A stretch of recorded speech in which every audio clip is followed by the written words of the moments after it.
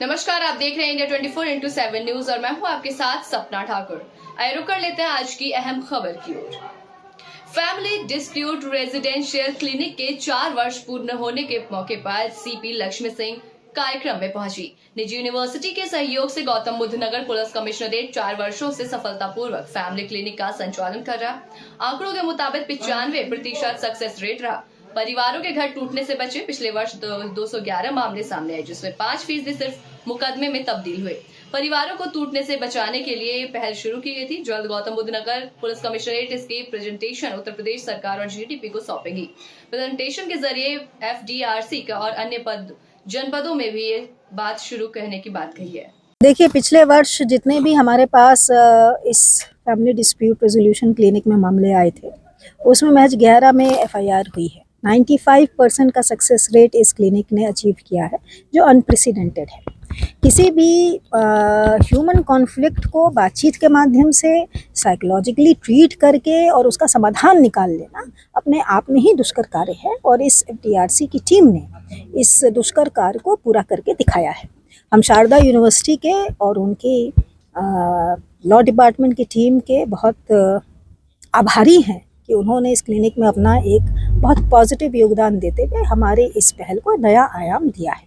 इस वर्ष हमारा उद्देश्य होगा कि इसको हम रिसर्च से जोड़ें और साथ ही साथ क्लिनिकल साइकोलॉजी से जोड़ें, जिससे कि ना केवल हम एक फैमिली काउंसलिंग कर सकें, बल्कि साइकोलॉजिकल काउंसलिंग भी कर सकें, और उस दिशा में भी हम अपने इस सोल्यूशन को थोड़ा सा और रिच, थोड़ा सा और समृद्ध और गहरा बना सकें। मैम, इस प्रोजेक्ट को और आगे बढ़ाने के लिए भी आपने अभी बताया था स्टेट गवर्नमेंट को प्रेजेंटेशन देने का, तो किस तरीके से ये हमारा जो मॉडल डेवलप हुआ है और नोएडा में एमिटी यूनिवर्सिटी के सौजन्य से जो मॉडल डेवलप हुआ है, उसमें हम लोगों ने अनप्रेसिडेंटेड सक्सेस रेट देखा है। साथ ही साथ जो क्वालिटी ऑफ सोल्यूशन है उसमें भी हमने बढ़ोतरी होते हुए देखा है, उसमें गहराई आते हुए हमने देखा है।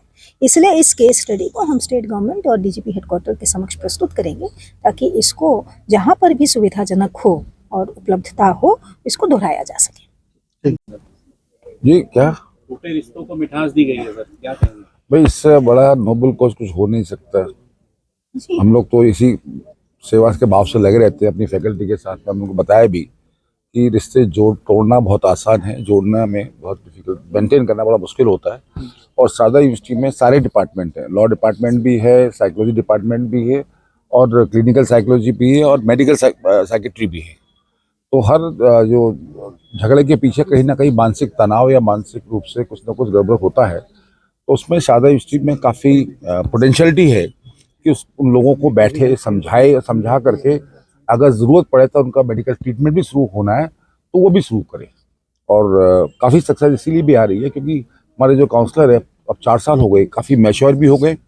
और मैं देख रहा था, मैं शकल तो नहीं पहचानता इन लोगों की, लेकिन they have been doing excellent job. तो हैट्स अप टू और काउंसलर इन डिपार्टमेंट कि जो इतने प्यार से उनको बुला करके, अपने आप से जोड़ करके, आत्मीयता से बात करके, दोनों की बात समझ करके जो सुलझा पाते हैं, आई थिंक उसके लिए उनको क्लैपिंग की ज़रूरत है या उनको अप्रिशिएशन की ज़रूरत है। शारदा तो खाली फैसिलिटेटेड है, भाई हमने बिल्डिंग बना दी, इंफ्रास्ट्रक्चर बना दिया। क्योंकि पहले प्रॉब्लम ये होती थी कि पुलिस थाने में हर एक आदमी को आने में डर लगता है। तो कमिश्नरेट की बहुत अच्छी पहल की, उन्होंने अलग से बना दिया, और यहाँ पे लोगों को आगे लगता नहीं है कि हम थाने में आए हैं। और ख़ासकर हमारे लोगों से जब मिलते हैं तो उनको लगता है कि हमारी समस्या का समाधान हो जाएगा।